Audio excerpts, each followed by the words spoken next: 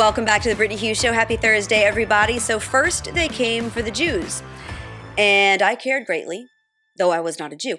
Apparently, however, that does not apply to a whole lot of people. Turns out, if you didn't know before, we have thousands upon thousands upon thousands of anti-Semitic terrorist sympathizers in this country. They are in our city streets. They are in Congress. They are in all levels of government. They are clogging up our intersections, waving the Hamas flag, like we saw in Minneapolis this past week.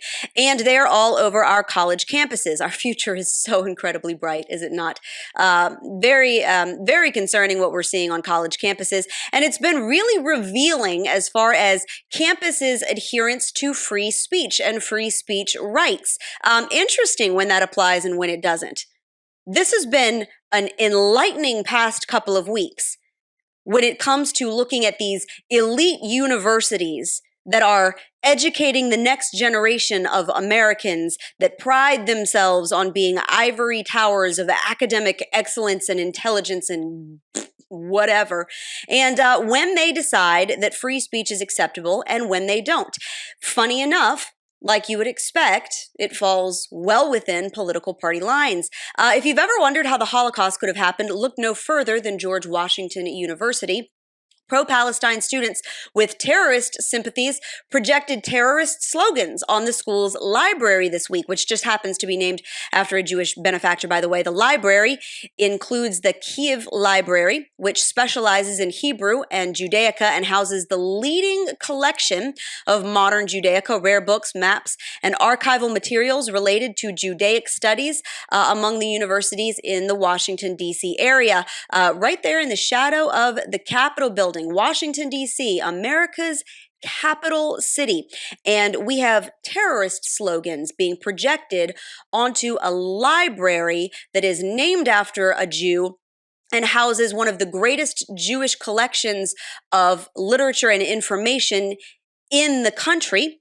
I'm sure that's just a coincidence. The students, the pro-Palestinian terrorist sympathizing, Hamas-loving students, who we are to believe are just experimenting with some bad ideas here, lit up the building with phrases like "Free Palestine from the river to the sea," which is an open call to annihilate Israel altogether, given that Israel lies between the river and the sea. Also projected on the wall was "Glory to our martyrs," which honors fallen Hamas terrorists who got turned into Swiss cheese by the few Jews who were actually able to fight back against their own slaughter. Right there, again, in the heart of D.C., projected up onto the wall of a building. And it's interesting that we've gotten such little response from so many of these universities. It's not just that this is happening and these universities are coming out and condemning it. I mean, this is being flashed up on the side of a university building, and still, we have colleges and universities across this country bending over backwards to make sure that these vile ideas are given as much oxygen as possible. Harvard University this week announced they were creating a task force for students who feel threatened on campus. But no. Not for Jewish students who are terrified thanks to all of these anti-Israel protests in support of the same terrorists who massacred over 1,200 Jews, cut the heads off of Jewish babies, raped young Jewish girls, hauled off hundreds of innocent civilians as war prisoners earlier this month. No, not them. Not looking to protect them. No, Harvard here is convening a task force to support anti-Semitic students who are under fire for penning a pro-Hamas letter condemning the supposed oppression of Palestinians and blaming Jews for their own murder. Because while these students have all the courage in the world to take a stand for genocide, apparently facing the consequences of their own harebrained actions is just too overwhelming, and now they need Daddy Dean's protection to make sure that their feelings don't get hurt and that they don't feel threatened. Doesn't matter that they are creating a violent, terrifying environment for Jewish students on this campus, for Jewish members of this community. Doesn't matter that openly calling for the genocide of a people group, which is exactly what "Glory to the martyrs" and "From the river to the sea" are open calls for. Doesn't matter that that might be terrifying to Jewish people who were the victims of a mass slaughter that was not invited, that was not provoked. No, we've got to protect all of the terrorist sympathizers on campus because, again, free speech, right? Harvard will establish a task force to support students experiencing doxing, harassment, and online security issues following backlash against students allegedly affiliated with a statement that it held Israel entirely responsible for violence in the Israel-Hamas conflict. This was reported by the Harvard Crimson on Tuesday. It's the Israel-Hamas conflict, not the Hamas terror attacks, not the barbaric massacre, the slaughter of innocent people. No, it's the Israel-Hamas conflict, right? These were just militants. Some people did something, right?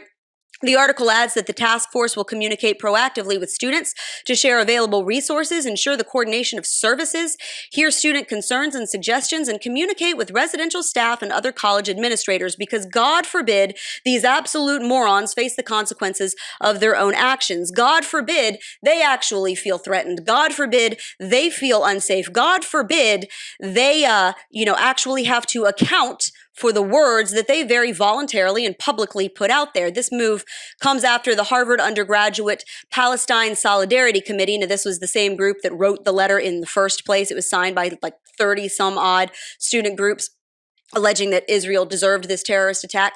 They penned yet another letter aimed at Harvard administrators, claiming that it's, quote, deplorable that at the time of this writing, the Harvard administration has yet to meaningfully criticize or condemn the public doxing campaigns threatening students, primarily targeting marginalized students who are Palestinian, Black, Arab, South Asian, Muslim, undocumented, and or international. Of course, what illegal aliens have to do with the price of tea in China in this particular instance, I'm not sure, but hey, hashtag oppression. So in response, Harvard Dean of Students Thomas Doon wrote in an email that was sent specifically to supposedly doxed students. This was not an open email. He didn't want everybody to know about this. This was specifically to these students, that he appreciates their tremendous work in supporting each other through this difficult time of, having to reap the rotten rewards of their own stupidity. So, of course, the left-wing anti-America, anti-Israel media is eating all of this up. They are absolutely incensed that anybody would be punished for calling for genocide against the Jews. CNN reported that hundreds of donors to Harvard and UPenn have withdrawn their financial support from these schools after both of these universities openly supported pro-Palestine hate groups on campus who've called for the annihilation of Israel and blamed the October 7th terrorist attacks on the Jewish occupation of Gaza and the West Bank. So ever, of course, the water carrier for oppressed barbarians who cut the heads off of infants and those who applaud them for it. CNN explained in an article this week, quote, while tensions over free speech aren't limited to colleges, higher education experts worry the donor backlash could have a chilling effect on ideological diversity on campus and at institutions designed to serve as hubs for freedom of expression and debate on opposing viewpoints. Well. All of a sudden, debate on opposing viewpoints is important. All of a sudden, fostering an environment of free speech, even when it comes to ideas that you vehemently disagree with, all of a sudden that's important. All of a sudden, we have to make sure that we create a safe space where people who disagree with a particular line are allowed to speak their mind, and that's now important. Interesting, because while freedom of expression on college campuses has rarely extended to conservative opinions on, say the inclusion of biological men in women's sports, or whether a non-binary fairy-gendered person can force society to use their fair pronouns, the debate on opposing viewpoints apparently extends to public calls for ethnic genocide a la Adolf Hitler with no acceptance of the consequences whatsoever. Interesting that the same exact people that police pronouns think it's perfectly fine to call for genocide, and that's free speech and you can't touch that. To that I say, play stupid games, win stupid prizes. Welcome to adulthood. Y'all are about to graduate college. Some of you are about to graduate graduate school with law degrees and masters in business and, all of these fancy degrees that you're going to hang on your wall and call yourself an adult and enter the grown-up world, put on your big boy pants and deal with some consequences of your actions. This is what happens. Of course, another fun part about adulting is paying for health insurance coverage. And when it comes to that, you should know exactly where your health insurance dollars are going. Every single year, millions of Americans, just like you, pay huge premiums for coverage that you might not even use or need, only for your hard-earned dollars to go to subsidize medical procedures for others that you don't agree with, things like abortions or chemical castrations for kids. And that is exactly where Share Healthcare can help. Share Healthcare is not traditional health insurance. I'm partnering with Share Healthcare to let you know about their cost-sharing program between people of like faith who simply want to save money while making sure they aren't funding things that violate their conscience, and with health plans that give you the coverage that you need and start as low as $149 a month. Saving money and getting peace of mind has never been easier. So go to sharehealthcare.com, enter the referral code MRCTV23, that's sharehealthcare.com, MRCTV23, and find a plan that's right for you today. Now, this sudden respect for free speech rights, this sudden adherence to creating an environment that fosters all opinions and all ideas where everyone feels safe, even if they are disagreeing with something passionately, even if they are disagreeing with, say, the liberal line. You're not allowed to do that, remember? This has not been fostered on college campuses now for years. There has been a hostile, all-out assault on free speech of right-leaning students and those who visit college campuses for years. It has been unashamed, it has been unhidden, and it is very, very well documented. Trinity College in Connecticut forcibly removed 2 variations of the American flag from a dorm window, despite allowing other flags like the pride flag to remain up for days afterwards. University employees actually showed up in person outside students' dorm room to take down 2 flags. One of them was the American flag with the Gadsden "Don't Tread on Me" graphic superimposed on it from the American Revolution. The other was a thin line flag. It was a black and white American flag. It had blue, green, and red stripes that represented police, military, and federal agents and firefighters. The university employees told the students that the flags were in violation of the campus policy, but what was interesting was that the same school allowed LGBTQ pride flags to continue to be displayed. They had absolutely no problem with those flags. They were policing free speech of a certain kind. They were cracking down on right-leaning viewpoints and symbols that align with conservative viewpoints, symbols that are used most often by right-leaning people. But it was perfectly fine for the leftists on campus to fly whatever they wanted, however offensive to people that disagreed with them, and that was perfectly fine. College campuses across the country have repeatedly tried to force speech that's in line with their ideology. Students have actually had to sue to protect their First Amendment right not to be forced to use biologically incorrect made-up pronouns in service to the left's gender war. That happens all the time. Conservative speakers are regularly threatened, harassed, and run off of campuses merely for giving talks that leftists don't like. When Riley Gaines went to San Francisco State University to give a speech in defense of women's sports, which was a voluntarily attended speech. You did not have to go. Only people that actually wanted to hear her speak were in attendance. But she was assaulted. She was forced to barricade herself in a room for hours, and she was finally shuffled out under police protection. Former elite college swimmer says that she was ambushed and physically hit by trans rights protesters after speaking at San Francisco State University.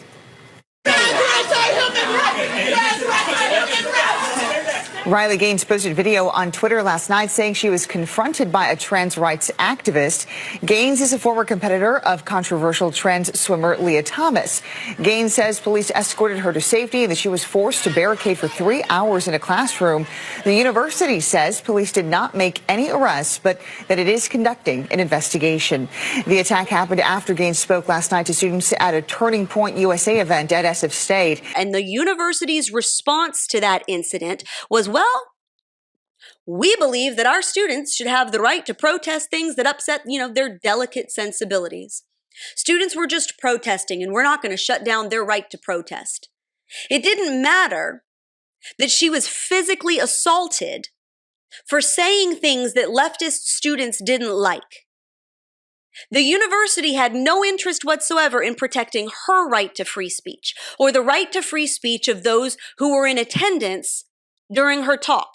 They had no interest whatsoever in defending a conservative's right to free speech, to say things that pushed against leftist ideology. As for Harvard, the 2024 College Free Speech Rankings from the Foundation for Individual Rights and Expression, or FIRE for short, has the school ranked dead last for upholding free speech rights. According to the study, quote, Harvard University obtained the lowest score possible, a 0.0, and is the only school with an abysmal speech climate rating. The University of Pennsylvania, the University of South Carolina, Georgetown University, and Fordham University also ranked in the bottom 5.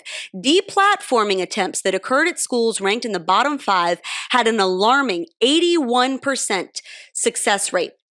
Deplatforming, of course, referring to basically removing a person's ability to say things that the campus doesn't like, that the faculty, the administration, the student body doesn't like. Removing their platforms, removing their Twitter accounts, removing Facebook, removing the environment with which they speak.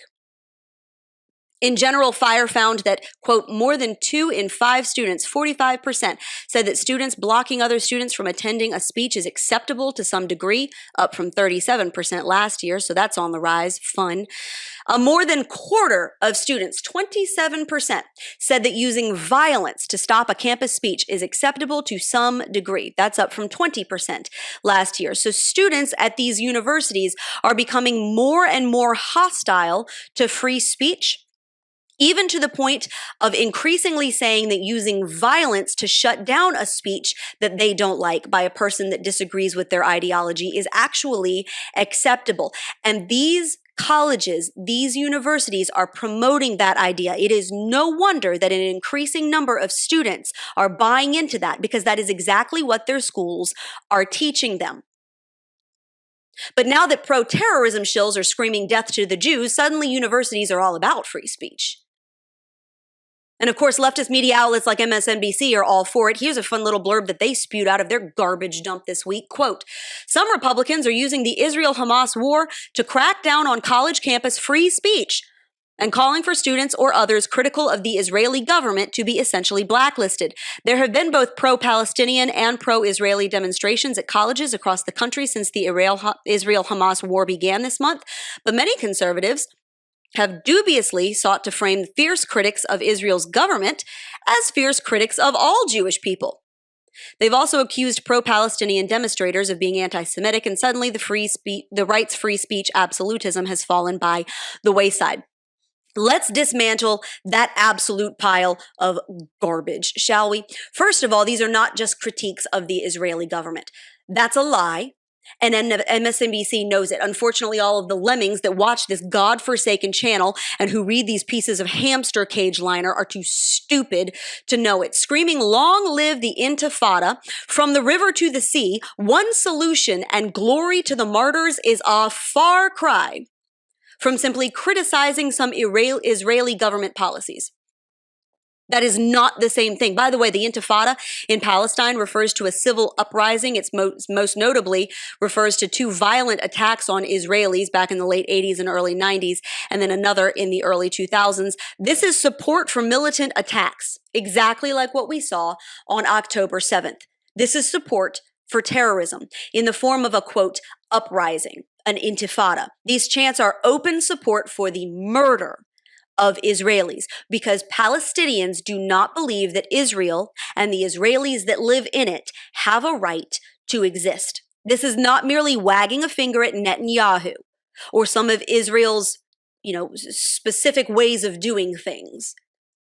And framing this as anything but an open call for the annihilation of Israel and its people is a lie by the media, to make this sound like it's not what it is, to make you think that this isn't really as bad as what you're hearing. This is another Republicans pounce moment. This is gaslighting at its finest. Now, secondly, I see that very few conservatives are actually saying that these students do not have the right to say abhorrent and vile things. I do see some, including myself, who believe that the United States has a right and a national security interest in revoking the student visas of people who openly call for terrorism and ethnic genocide. I do believe that that is in our best interest. I also see conservatives, again, like myself, supporting the right and even the responsibility of employers not to hire students who support genocidal views, which is exactly what you're seeing in the pushback to Harvard University right now. You have major employers that had offered jobs to some of these soon-to-be graduates who are now saying, no.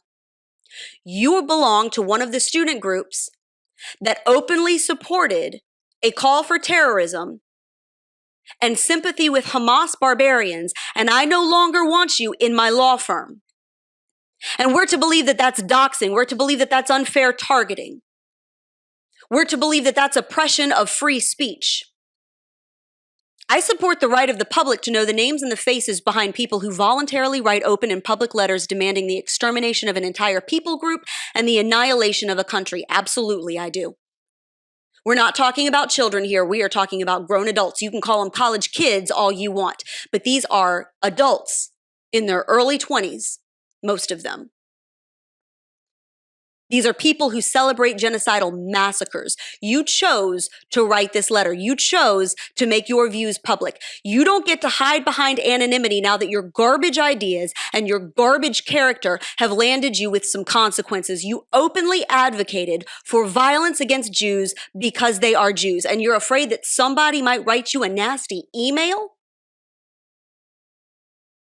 You justified babies being beheaded and girls being raped and children being tied to their parents and lit on fire, and now you're crying all over the dean's shoulder because you lost out on a job offer? Give me a break. You think you feel threatened? You feel like you've been made the target of some hostility? Really? You want to be the pot or the kettle in this circumstance here. But this issue, surprisingly, has even left some people on the right split here. There seems to be some confusion, and truly I'm not really sure why, but some confusion even among some of my counterparts in conservative media and other prominent people on the right about the difference between cancel culture and consequences for supporting barbarism and violence. Vivek Ramaswamy, for example, who is running for president on the Republican ticket, vying for that nomination, he was quick to defend pro-Hamas supporters on college campuses on the grounds of free speech, and I believe he got this one totally wrong. He tweeted, and this has been a couple of weeks ago, but I think it's applicable to this new wine fest that we see happening in some of these schools. He tweeted, quote, "The Harvard student groups who co-signed the anti-Israel letter are simple fools, but it's not productive for companies to blacklist kids for being members of student groups that make dumb political statements on campus. Colleges are spaces for students to experiment with ideas, and sometimes kids join clubs that endorse boneheadedly wrong ideas. I've been as vocal as anyone in criticizing left-wing cancel culture, but it's bad no matter who practices it." So first of all, let's clear this up. Cancel culture is the disproportionate punishment of someone for saying something off color or that lands slightly outside of the party line that they're supposed to be touting. Cancel culture is intentionally trying to ruin someone's life over what in the grand scheme of things is a relatively minor infraction, or more often something that does not fall in line with generally accepted left-wing dogma. Blacklisting potential hirees for openly supporting terrorism is not cancel culture. Frankly, that's wisdom. Why in the world would a law firm that is soon to employ one of these people be comfortable hiring someone who has written their name down next to open support for genocide?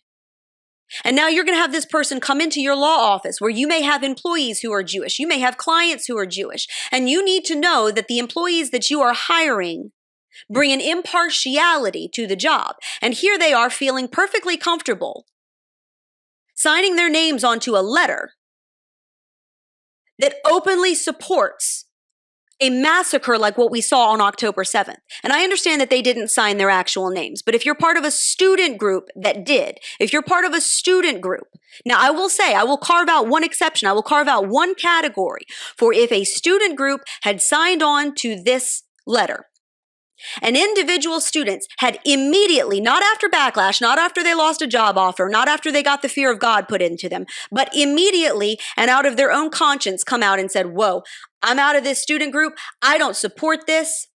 I didn't realize they were signing this. I'm done. And I condemn this to the most extreme extent possible. Then maybe there could be a measure of grace here. But that's not what happened. It wasn't until intense backlash and the threat of loss of job offers, the threat of actual consequences came out, that you saw some of these student groups walking back their commitment to this letter. Oh, we didn't really know what was in it. We just signed it.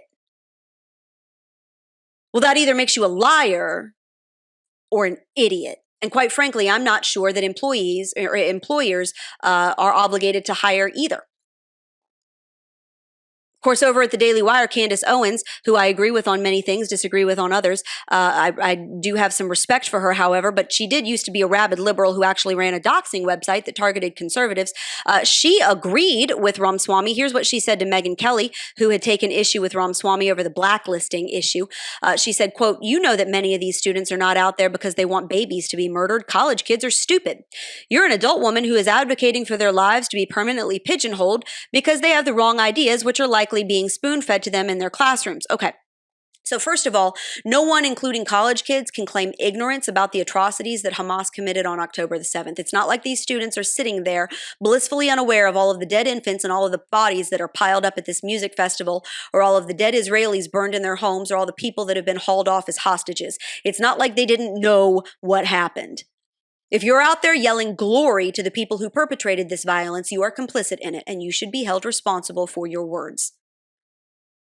Secondly, I just want to throw out there, I was a dumb college kid not too terribly long ago. I didn't know my head from a hole in the wall. I went to a liberal arts college. I went to a secular college. And I can tell you it never once occurred to me to experiment with genocidal ideas, or to give due consideration to the extermination of an ethnic group or the obliteration of a sovereign nation.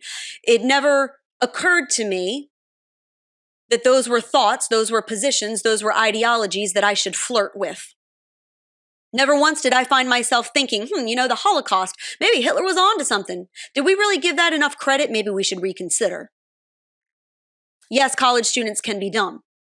It's interesting because you're supposed to be the opposite of dumb to end up at a place like Harvard, but so many of our institutions of higher learning have actually become the educational equivalent of a urinal at a truck stop bathroom, so there's that. But still, assuming that a 20-something-year-old lacks the intellectual capacity to recognize that there's something wrong with mass murder seems a little bit far-fetched. If you are struggling with where you stand on open infanticide and the beheading of babies and the raping of young girls and lighting people on fire and walking into a village and just mowing down the whole entire thing and hauling off grandma as a war hostage, if that's something that you have to experiment with, if that's an idea that you've got to mull over, not exactly the brightest bulb in the chandelier, and that's probably about the kindest thing I can say about you. Also, some of these pro-terrorism morons are about to graduate law school, by the way. These aren't just a bunch of 18-year-old fresh out of high school idiots.